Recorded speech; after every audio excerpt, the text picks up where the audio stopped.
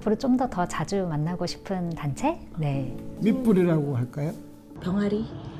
청춘의 모습을 한 동지. 학생사회의 마지막 보루다. 희망이고 미래다. 우리의 미래다. 진보대학생 넷이 희망이다. 진보적인 대한민국을 만들 희망이다.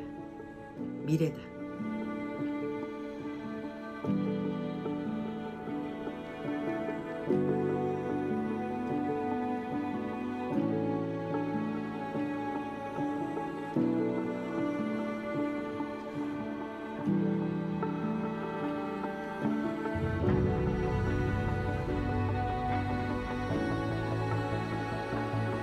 진보대학생 넷이랑은 본격적으로 정말 딱 이렇게 만나게 된 거는 다른 내일 캠프, 거기에서 이제 차별금지법에 대한 강연을 요청해 주셔가지고 그때 이제 처음 뵀는데 강연 제목을 그 진보대학생 넷에서 지어주셨거든요. 근데 그게 진짜 되게 인상적이었어요. 광장과 일상을 잇기 위해서 꼭 필요한 법, 차별금지법 바로 알기, 이제 뭐 이런 제목이었던 걸로 기억하는데 제가 제목 너무 잘 지으셨다 이렇게.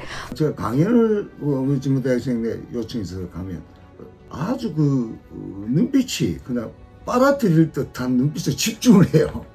한 2년 전인가요? 통선대 때 그 강연을 한번 한 적이 있는데 그때 굉장히 피곤한데도 정말 관심 있게 들어주기도 했고 또 질문도 정말 진솔하고 질문하다가 막 울었던 친구도 기억이 나고 경남인가 그랬던 것 같은데요. 정말 진지하게 우리 사회 문제라든지 자기 활동에 대해서 고민하고 또 실천하고 있는 동지들이구나. 동대문 우리 경동시장 우리 어머님들하고 같이 물건도 팔면서 그 어머님들의 삶도 같이 얘기 듣고 했었던 거.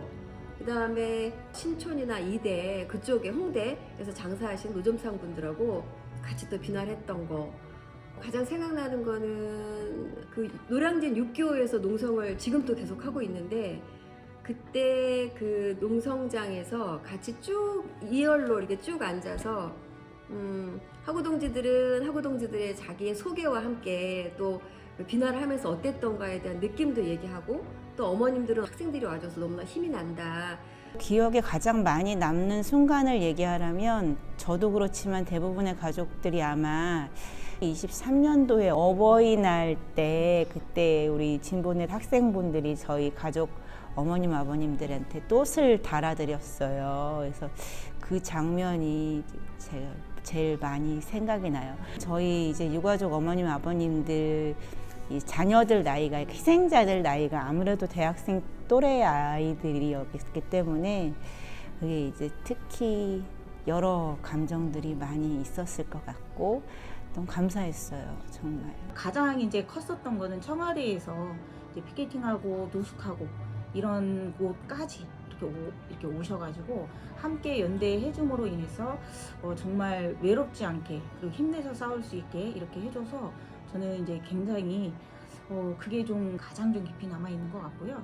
그리고 다 이렇게 이제 함께 연대를 하러 다니다 보면 코로나 시기도 있었잖아요. 그래서 이제 마스크를 쓰고 갔는데도 알아보고 어머니 오셨어요, 안녕하세요, 그러고 인사할 때 그때 이제 깜짝깜짝 놀라면서 이 친구들이 정말 이게 하나의 그 사회적 참사뿐만이 아니고 정말 모든 참사 그리고 이렇게 노동자들의 희생까지도 정말 헛되이 생명이 희생되면 안 되겠다라는 이런 현장까지도 다 찾아다니면서 함께 연대하고 있구나라는 거를.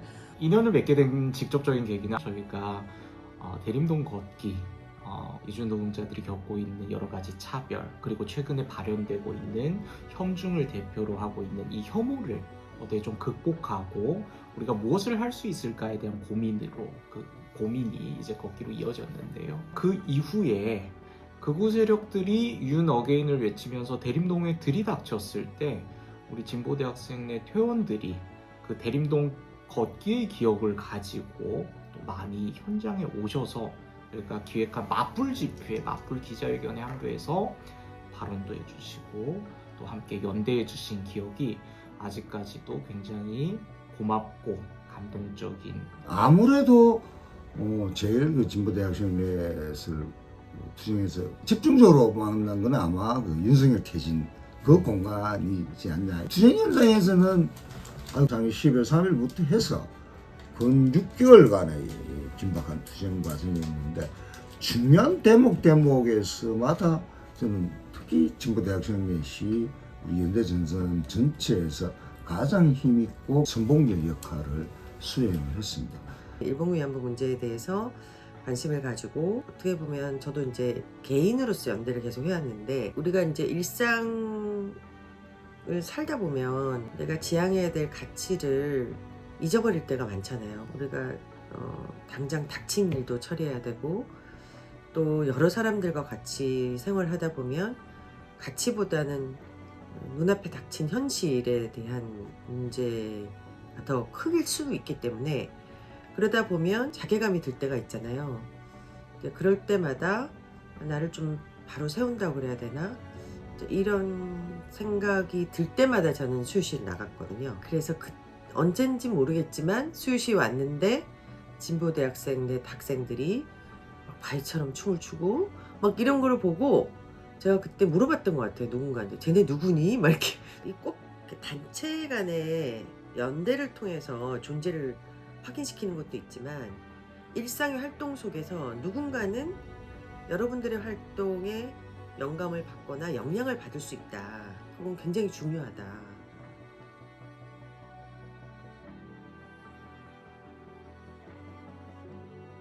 저는 이제 꿈을 꾸지 않는 순간 사실 운동의 생명은 끝난다고 생각하는 게 있어요. 그러니까 현실이 굉장히 학생 사회 자체는 좀 어렵지만 그래도 좀 공격적으로 꿈을 꾸면 좋겠다.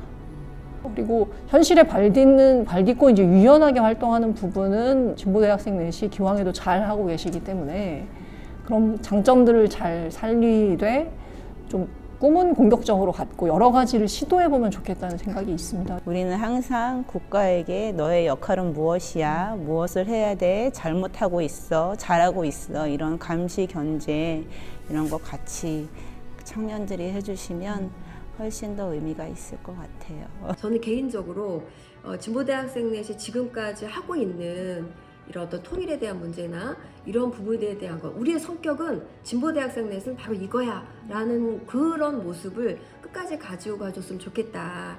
또 하나는 정말로 그 학내에서 이런 부분들을 조금 더 쉽게 다가갈 수 있게 그런 것들을 만들어내는 거. 양이 축적되면 질적 변화가 일어난다고 하는 것처럼 민주노총 조합원이 50만이었을 때와 120만이었을 때는 다르거든요.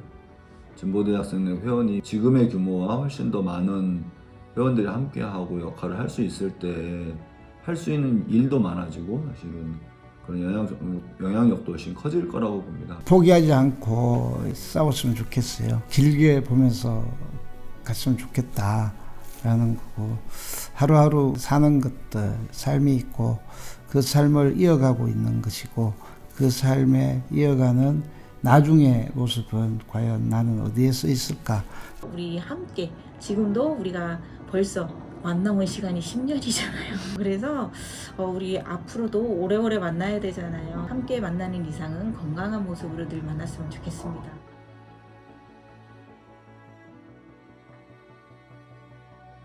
수많은 연대 활동들에도 보시면 뭐 지난 겨울 그 광장에서부터 뭐 오염수 투쟁부터 아무튼 언제라도 항상 광화문 어딘가에 가면은 있을 것만 같은 그냥 그런 이미지가 있어요.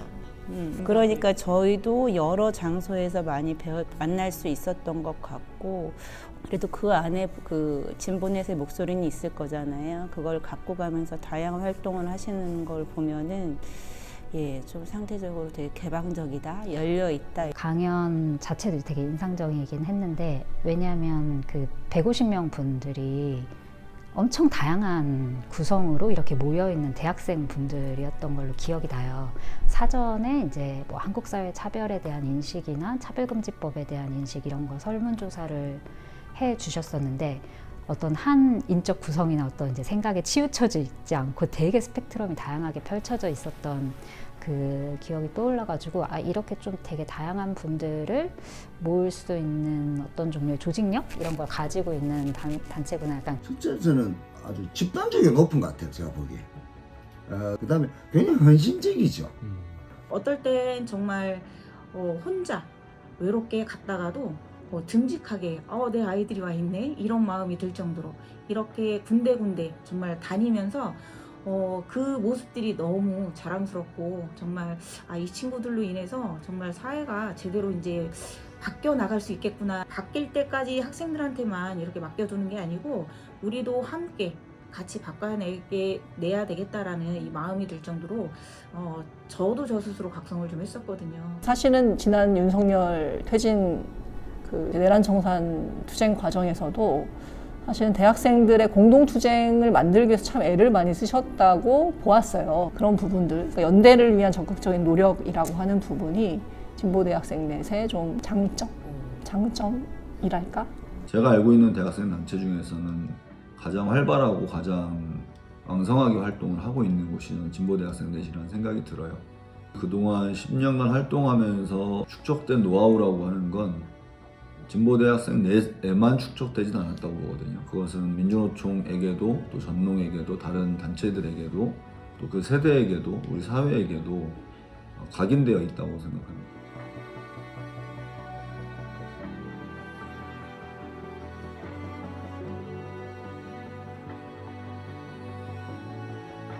미래 세대가 없는 운동은 죽은 운동이에요. 아무리 지금 잘 되는 것 같아도.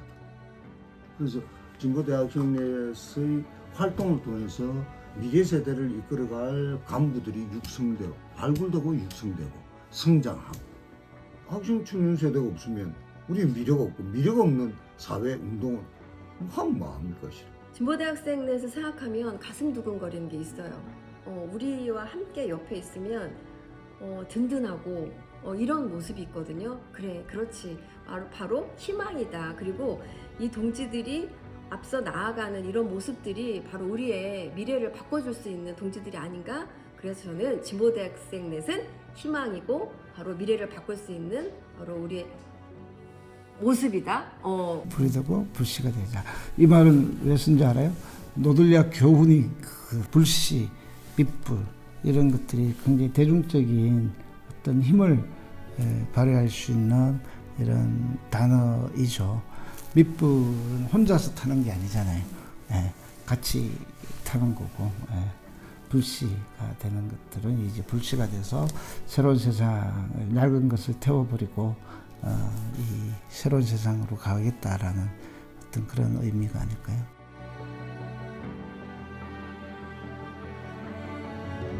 앞으로도 우리가 꿈꾸는 노점상 생계보호 특별법을 향해 새로운 사회를 위해 모두가 존엄하고 평등한 세상을 향해 안전한 세상을 향해 비장애인 중심주의 철폐를 향해 다른 내일을 향해 함께 함께 걸읍시다. 진보대학생 넷의 10주년을 진심으로 축하합니다.